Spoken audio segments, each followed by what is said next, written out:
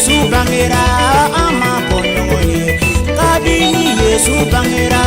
ama bonyoye kisi ba Yesu ama bonyoye bada bada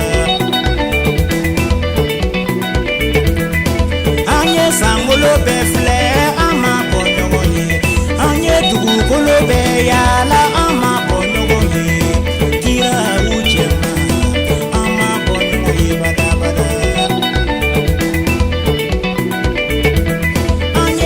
dugu be yala ama bonyoye anye mianga dugu be yala ama bonyoye kisi ba Yesu